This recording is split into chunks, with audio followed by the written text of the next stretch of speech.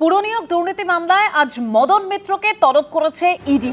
এর আগে 14 জুলাই মদন মিত্র স্ত্রী এবং দুই ছেলেকে ইডির তরফে নোটিশ পাঠায় এবং তারপরেই শিবির বদল করেন মদন মিত্র। আজকে তাকে তলব করা হয়েছে। ইডি সূত্রে আর কি তথ্য রয়েছে আমরা জানবো। আমাদের প্রতিনিধি আবির দত্ত রয়েছেন আমাদের সঙ্গে সরাসরি। আবির,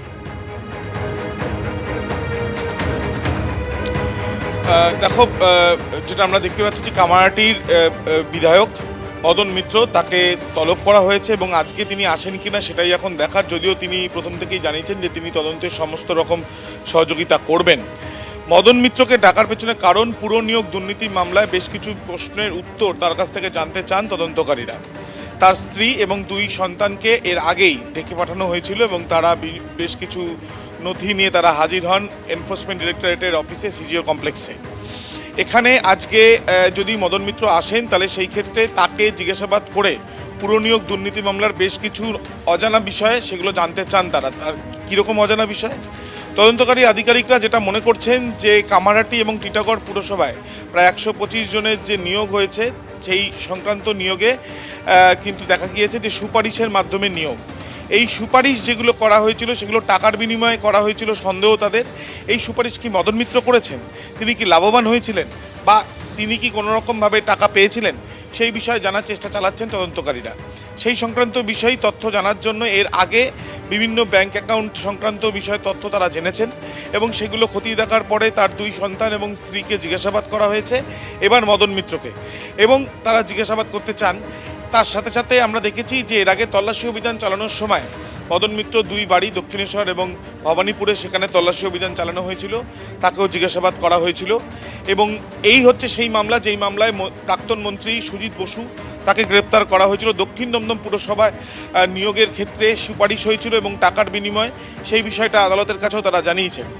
প্রসঙ্গত তোমায় জানাই যে অয়নশীল শিক্ষা নিয়োগ দুর্নীতি মামলা তদন্তে তার বাড়িতে যখন তল্লাশি চালানো হয় তখন বেশ কিছু নথি পাওয়া যায় এবং সেই নথি থেকে জানা যায় যে পুরসভার ক্ষেত্রেও বেশ কিছু নিয়োগ হয়েছে যেগুলো সুপারিশ করে এবং তার সাথে সাথে টাকার বিনিময়ে। সেই ক্ষেত্রে তারা যখন নতুনভাবে তদন্ত শুরু করেন, বিভিন্ন জায়গাতে তল্লাশি অভিযান চালানো হয়, বেশ কিছু পুরসভার নাম সামনে আসে এবং সেই ক্ষেত্রে তদন্ত করার জন্য বিভিন্ন পুরসভার আধিকারিক থেকে আরম্ভ করে যারা দায়িত্বে রয়েছেন তাদের বিভিন্ন বাড়িতে, আস্তানা এবং অন্যান্য দপ্তরে পুরসভাগুলোতেও কিন্তু তল্লাশি অভিযান চালানো হয়েছিল। সেই তদন্ত এখনও চলছে এবং সেই তদন্তেই দেখা যাচ্ছে যে মদন মিত্রকে তলব করা হয়েছে আজকে 11টা থেকে 12টার মধ্যে, সকালবেলা দুপুরবেলার মধ্যে, এবং তিনি যদি আসেন তাহলে সেই ক্ষেত্রে তাকে জিজ্ঞাসাবাদ করে পুরনিয়োগ দুর্নীতি মামলার অজানা বেশ কিছু তথ্য সেগুলো জানার চেষ্টা চালাবেন তদন্তকারী আধিকারিকেরা। ধন্যবাদ আবির।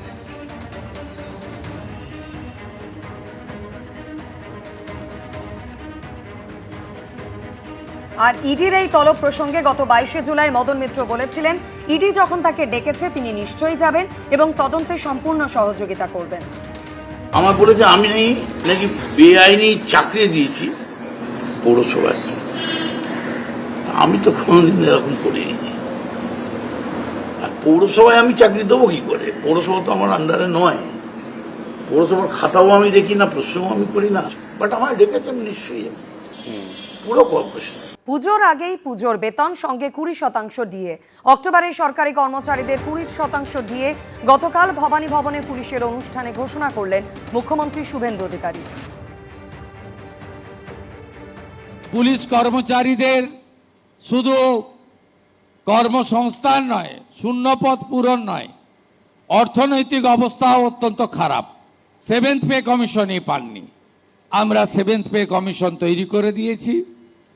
আগামী কয়েক মাসের মধ্যে রিপোর্ট এসে গেলে 7th পে কমিশনও কার্যকর করে দেব। ভারত সরকারের সঙ্গে 42% ডিএ গ্যাপ ছিল। একদিনে পারবো না, সময় দিতে হবে। বাজেটে ঘোষণা হয়েছে 20% ডিএ অক্টোবর মাসে পাবেন এবং আমি অর্থ সচিবকে বলেছি, অর্থমন্ত্রীকে বলেছি যে পুজোর মাসে, পুজোর আগে অক্টোবরের বেতন দিতে এবং 20% অ্যাডিশনাল দিতে। কলকাতা উত্তরের সাংসদ সুদীপ বন্দ্যোপাধ্যায়ের বাড়ির এলাকায় পড়ল পোস্টার, যেখানে লেখা বেইমান চোর, আর নিচে লেখা রয়েছে তাপস রায়, কুণাল ঘোষ। এই পোস্টার ঘিরে চরমে উঠেছে রাজনৈতিক চর্চা। তাপস রায়, কুণাল ঘোষ দুজনেই বলছেন এই পোস্টারের নেপথ্যে তারা না থাকলেও পোস্টারে লেখা বক্তব্যকে তারা সমর্থন করেন। জবাব দিয়েছেন সুদীপ বন্দ্যোপাধ্যায়ও। কোথাও লেখা বেঈমান, কোথাও চোর। উপরে কলকাতা উত্তরের সাংসদ সুদীপ বন্দ্যোপাধ্যায়ের ছবি, আর নিচে লেখা তাপস রায়, কুণাল ঘোষ। মঙ্গলবার সকালে তালতলা এলাকায় এসএন ব্যানার্জি রোডে দেখা যায় এই পোস্টারে ছেয়ে গেছে। তৃণমূলের প্রতীকে জয়ী হয়েছিলেন সুদীপ বন্দ্যোপাধ্যায়, তিনি এখন বিদ্রোহী। 20 জন বিদ্রোহী তৃণমূল সাংসদ মিশে গিয়েছেন এনসিপিআইতে। এই পরিস্থিতিতে এই পোস্টার ঘিরে চরমে উঠেছে রাজনৈতিক তরজা। পোস্টারের নিচে লেখা তাপস রায়। এই তাপস রায় কে? তিনি বিজেপি বিধায়ক ও শিল্পমন্ত্রী তাপস রায়, নাকি অন্য কেউ? পোস্টারে যে কন্টেন্টটা লেখা আছে ওটাকে আপনি বিশ্বাস করেন? কম লিখেছে, কম লিখেছে। হয়তো হয়তো সাইজ অফ পোস্টারে আর বেশি ধরছে না। আমি কুণাল, আমি তো জোরে এমনি এগুলো বলি, আমি আর পোস্টার করতে যাব কেন? কিন্তু পোস্টারের যে কন্টেন্ট, অর্থাৎ সুদীপ বন্দ্যোপাধ্যায় বেঈমান, যে অ্যান্টি বিজেপি ভোট পেয়ে জিতে যে বিজেপির কোলে দোল খেতে যায়, বারবার এইভাবে শিবির চেঞ্জ, দল বদল এইসব করে, তো বেঈমান। তাপস রায়ের তৃণমূল ছাড়ার অন্যতম প্রধান কারণ সুদীপ বন্দ্যোপাধ্যায়ের সঙ্গে তার সম্পর্কের তিক্ততা। এখন তাপস রায় বিজেপিতে, আর সুদীপ বন্দ্যোপাধ্যায়ও ঘুরে ফিরে তৃণমূল থেকে এনসিপিআইতে, বিজেপি নেতৃত্বাধীন এনডিএর শরিক। অর্থাৎ দুজনেই কার্যত একই দিকে। কিন্তু তাতে কি আর সম্পর্ক পাল্টায়? পোস্টার কারা লাগালো তা জানা না গেলেও দুজনের তিক্ততা ফের সামনে চলে এসেছে। তৃণমূলের তো অনেকগুলো এখন ফ্যাকশন হয়ে গেছে, সব ফ্যাকশনই কিন্তু ওর বিরুদ্ধে, ওর এবং ওর বউয়ের বিরুদ্ধে। তারা সব তো পোস্টারও মেরেছে।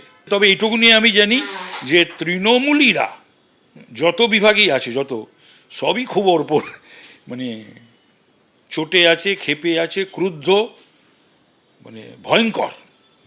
তৃণমূলে থাকাকালীন কুণাল ঘোষও বারবার মুখ খুলেছেন সুদীপ বন্দ্যোপাধ্যায়ের বিরুদ্ধে। এখন দুজন দুই শিবিরে। পোস্টার ঘিরে ফের একবার সুদীপ বন্দ্যোপাধ্যায়কে নিশানা করেছেন তিনি। কন্টেন্টকে আমি কন্ট্রাডিক্ট করছি না। পোস্টারে যেখানে সুদীপ বন্দ্যোপাধ্যায়কে বেঈমান, বেঈমান তো বটেই, ফলে আমি পোস্টারের বক্তব্যকে আমি কোথাও কন্ট্রাডিক্ট করছি না। জোড়া নিশানায় সুদীপ বন্দ্যোপাধ্যায়। এনসিপিআই এখন বিজেপি নেতৃত্বাধীন এনডিএর শরিক হলেও বিজেপি সরকারের শিল্পমন্ত্রী তাপস রায় তাকে আক্রমণ করতে ছাড়ছেন না। আবার কুণাল ঘোষও তাকে লাগাতার আক্রমণ কটাক্ষ করছেন। কিন্তু এরই মধ্যে প্রশ্নটা হলো, এই পোস্টারগুলো লাগালো কে? আশাবুল হোসেন, আবির দত্ত, কৃষ্ণেন্দু অধিকারী, এবিপি আনন্দ। মাটি চুরি, ত্রাণ দুর্নীতি, সেবাশ্রয় থেকে করোনাকালীন শিবিরের পর এবার জমি হস্তান্তর সংক্রান্ত বিতর্কে জড়ালো অভিষেক বন্দ্যোপাধ্যায়ের নাম। মহেশতলা থানায় অভিযোগ দায়ের করলেন বিজেপি নেতা অভিজিৎ দাস ববি। পাল্টা জবাব দিয়েছে কালীঘাট তৃণমূল। সমস্ত আইনগুলোকে বুড়ো আঙ্গুল দেখিয়ে এই সরকার অভিষেক ব্যানার্জির অঙ্গুলি হেলনে আজকে পুরো অত বড় বড় দিঘিগুলো ভরাট করে দিল, আর পুরো প্রশাসন নিশ্চুপ। আরও মামলার প্যাচে অভিষেক বন্দ্যোপাধ্যায়। সেবাশ্রয় এবং করোনা পরীক্ষার পর এবার জমি হস্তান্তর সংক্রান্ত বিতর্কে জড়ালো অভিষেক বন্দ্যোপাধ্যায়ের নাম।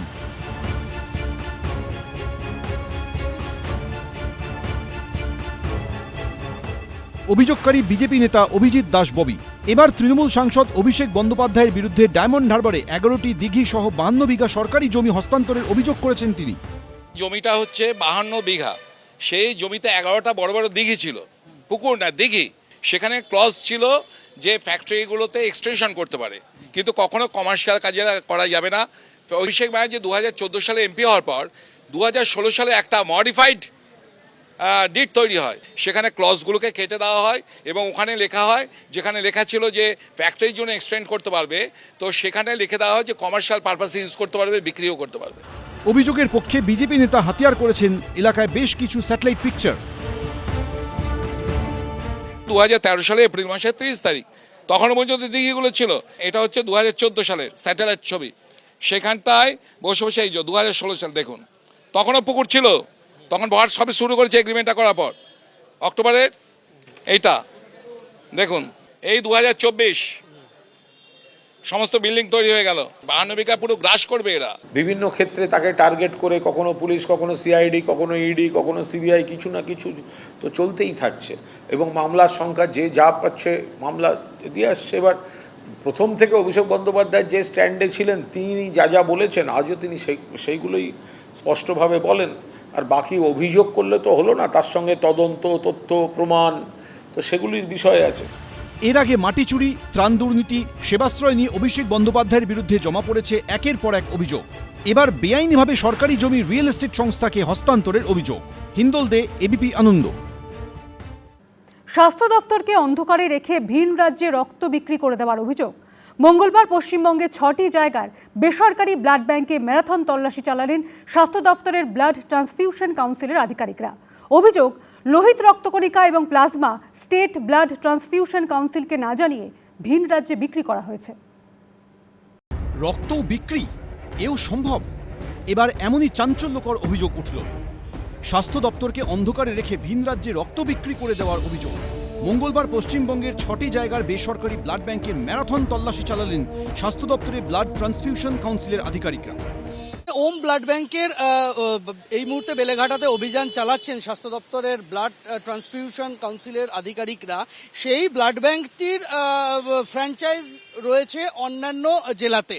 এখন সেই অন্যান্য জেলার যে সমস্ত ব্লাড ব্যাংকগুলিতে তল্লাশি অভিযান চালানো হচ্ছে তারা লতায় পাতায় এই বেলেঘাটার এই যে ব্লাড ব্যাংকটি রয়েছে, যে ব্লাড ব্যাংকে স্বাস্থ্য দপ্তরের অভিযান চলছে, সেই ব্লাড ব্যাংকের সঙ্গে তারা লতায় পাতায় যুক্ত। কলকাতা থেকে হাওড়া, নদিয়া থেকে উত্তর দিনাজপুর, পূর্ব বর্ধমান থেকে পশ্চিম বর্ধমান, রাজ্যের নানা প্রান্তে চলল অভিযান। ওম ব্লাড সেন্টার কোম্পানির মালিক প্রদীপ চন্দ্র। পশ্চিমবঙ্গে তার 6টি ফ্র্যাঞ্চাইজি রয়েছে। কলকাতার বেলেঘাটায় ওম ব্লাড সেন্টার, হাওড়ায় HMC rotary blood centre, Krishnanagar institute of medical sciences blood centre, রায়গঞ্জের উপশম ব্লাড সেন্টার, পূর্ব বর্ধমানের শক্তিগড়ে টেরিজা ওম ব্লাড সেন্টার এবং অন্ডালের Raniganj institute of medical sciences blood সেন্টারে মঙ্গলবার তল্লাশি চালান স্বাস্থ্য দপ্তরের আধিকারিকরা। অনুমতি ছিল মাসে 1000 ইউনিট রক্ত সংগ্রহের। অভিযোগ, 6 মাসে শুধুমাত্র বেলেঘাটার ওম ব্লাড ব্যাংক রক্তদান শিবির থেকে সংগ্রহ করেছে 25,000 ইউনিট রক্ত।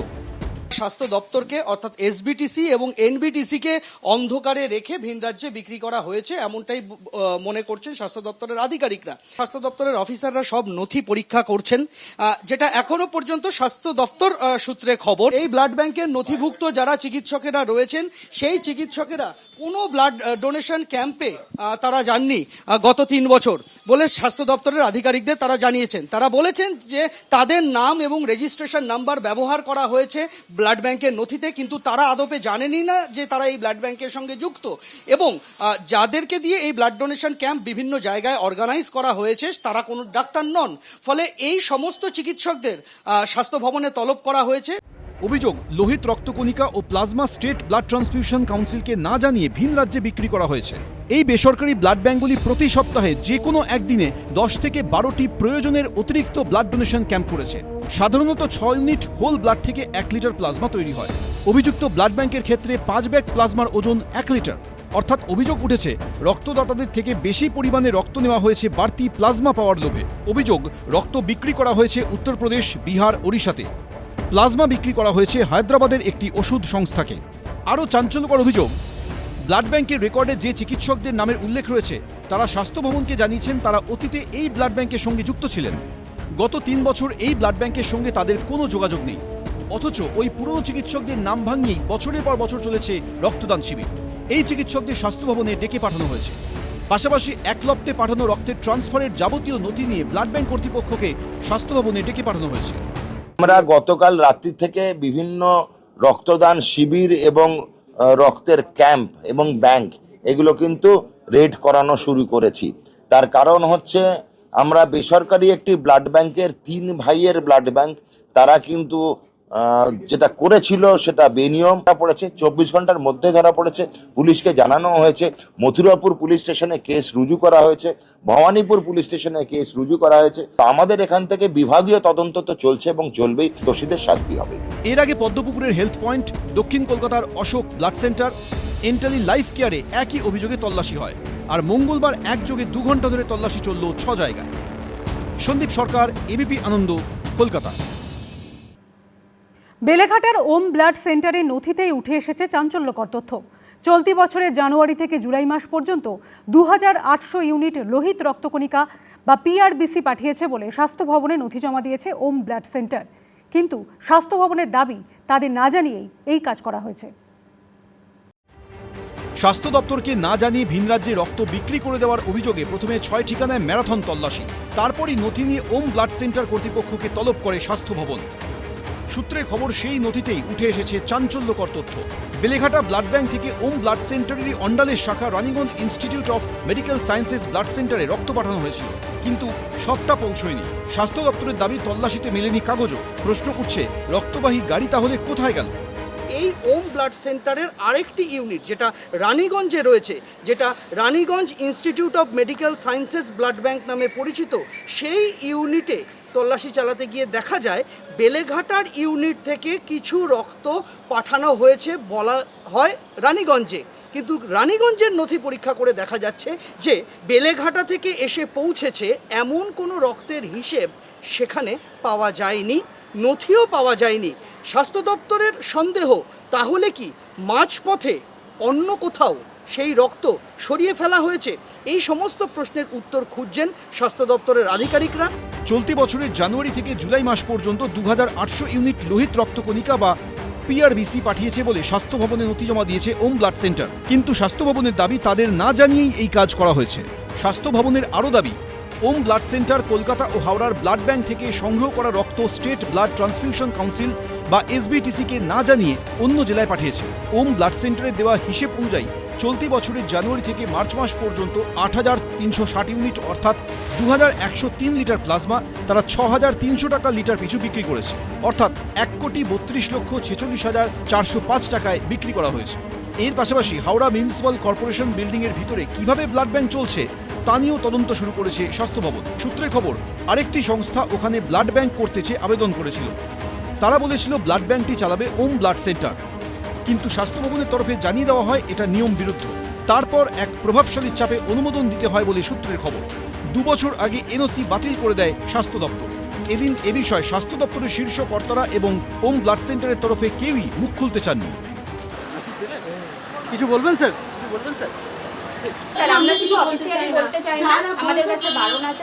সূত্রের খবর, মঙ্গলবার যে নথি ওম ব্লাড সেন্টার কর্তৃপক্ষ দেখিয়েছেন তাতে সন্তুষ্ট নয় স্বাস্থ্য ভবন, তাদের ফের ডেকে পাঠানো হয়েছে। সন্দীপ সরকার, এবিপি আনন্দ, কলকাতা। এবিপি আনন্দ, এগিয়ে থাকে, এগিয়ে রাখে।